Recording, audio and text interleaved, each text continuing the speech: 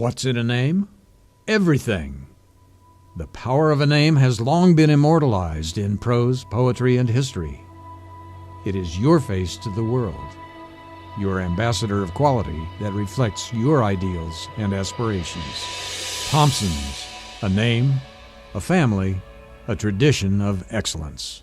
So it is with Thompson's Toyota, where our professional and courteous staff are eager to help you drive home your dream vehicle from the largest selection of new and used Toyota cars and trucks at the best prices. And if your vehicle needs service, our Toyota factory-trained and certified service technicians have the skill and expertise to do the job right and do it right the first time.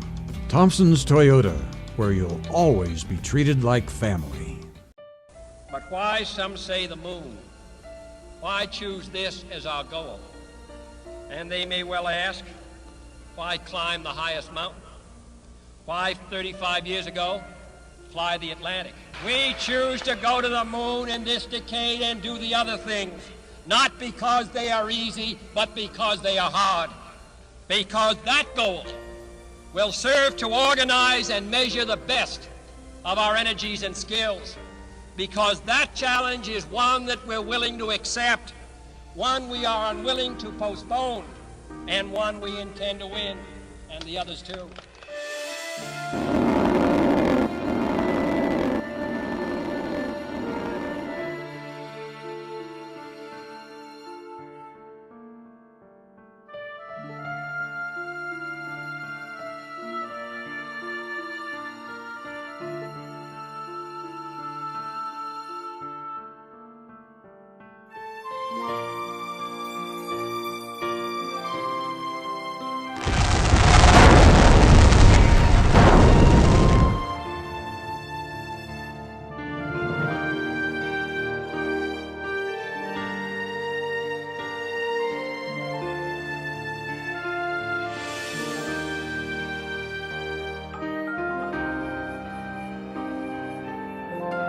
Alan Shepard was probably Class 1 astronaut. He was bright. Family was important to him. He was really a wonderful human being. He was a proud man, sometimes arrogant, but test pilots are always that way. You want them to be that way. It's the first step we had to make, and he did it well. When you talk about the right stuff, he was the epitome of the right stuff.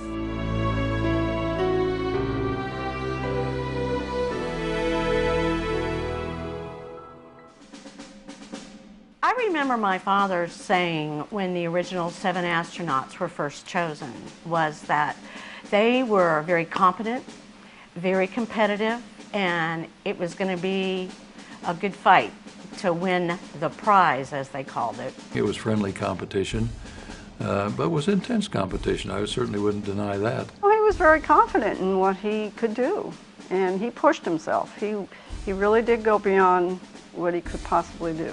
I mean, he just did that extra 101%. Shepard was a standout from the very beginning for me. He was a very bright guy, probably the brightest of the bunch. Glenn, of course, I had known before. Shira, I had known before because of our Navy connections. So I knew there was a lot of talent there, and I knew that it was going to be a tough fight to win the prize. All 7 astronauts were in one room. Bob Gilruth came in and said, okay, Al Shepard, you have the first one, Gus Grissom, you have the second, John Glenn, you are the backup for both. And Dr. Gilruth walked out of the room and said, good luck. And so Daddy's in the room by himself with all 7 original, well, including himself, 6 set of eyes looking at him. And he thought of how elated he was. But yet almost immediately afterwards feeling sorry for my buddies, because there they were. I mean, they were trying just as hard as I was. We all shook each other's hands. We all shook Al's hands. Pretty soon I was the only guy left in the room.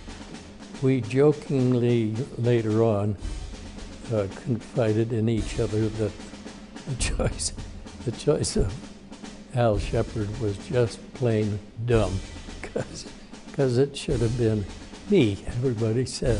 The competition ended once that decision was made, and everybody wanted to make every flight an absolute success. He was obviously ready to fly, and we were ready to help him. And it was a hell of a day. Daddy, what if they put you up in that rocket and they can't get you back down? And he said, Julie, they're not going to put me up in that rocket if they can't get me back down.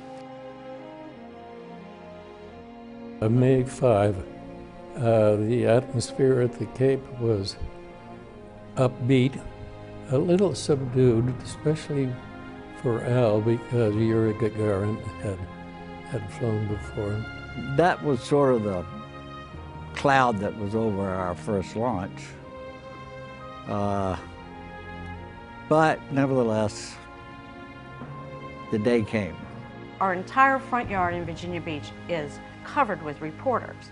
Alice came in and woke me up, and she says, Julie, Mother must have done something. There are all these policemen out in our front yard. They didn't tell us our father was going up first because we would blab it. Everything went just the way we had planned it. The testing of the suit, putting that on first. There was a classic picture of him when he reached the launch pad.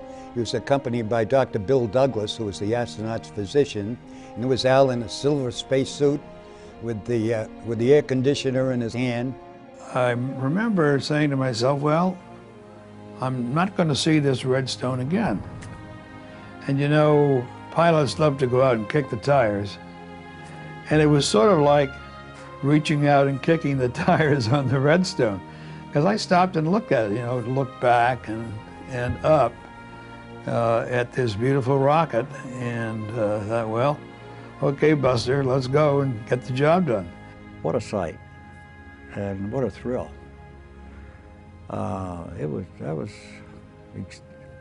probably one of the most exciting moments of my lifetime, if not the most exciting.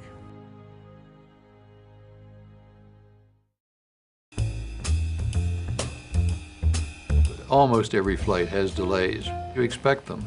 There was a time during the countdown when there was a problem with the inverter in the Redstone. And then the weather came. Turns out Al Shepard had been in that spacecraft for more than 4 hours. Waited and waited. Well, if that's the case, then I would like to get out and relieve myself. That was funny. Want to get out and urinate. Van Braun says the astronaut will stay in the nose cone. You just go ahead and do it. And of course, with a cotton undergarment and with 100% oxygen flowing through that spacecraft, I was totally dry by the time we launched. T-minus 10, 9, 8, 7, 6, 5, 4, 3, 2, 1, 0. Ignition. Liftoff. Liftoff at 34 minutes after the hour.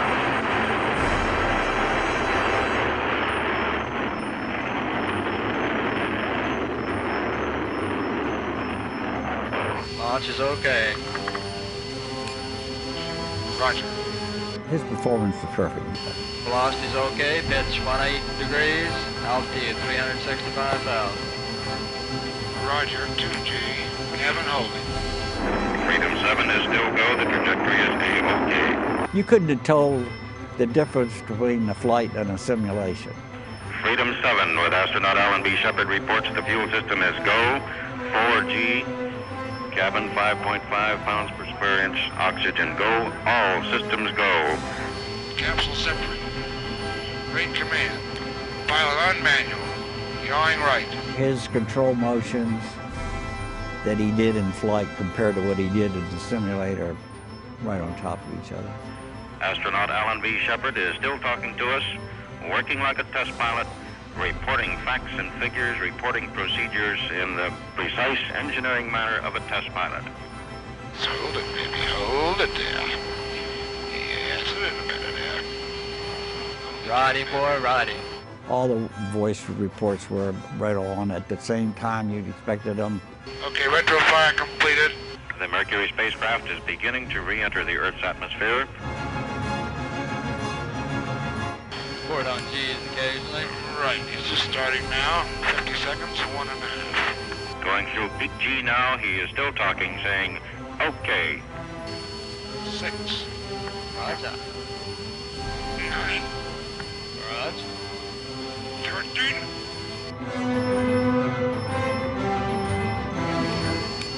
Probe shoot. Okay. Pilot, okay? Very good. The Shepard recovery operation was probably one of the smoothest and one of the quickest we've ever had. It just hit the water a moment ago. A cheer went up from the ship company watching here from all decks on the aircraft carrier. It was a perfect day. Perfect day for him, perfect day for us. First time we ever put anybody into space. And Al was a good person to represent us on that. He was outstanding, and he deserved it. We're always proud of him and his abilities and what he did do. I never heard my father say, this is hard, it was a challenge, at least you tried. Who wouldn't want to follow that type of fellow American into whatever you are going to accomplish? Miles and miles and miles. Alan Shepard was a close friend of mine. We had a lot of love for each other. And I was damn proud to be in that position with him. So were my guys, so all the people in NASA.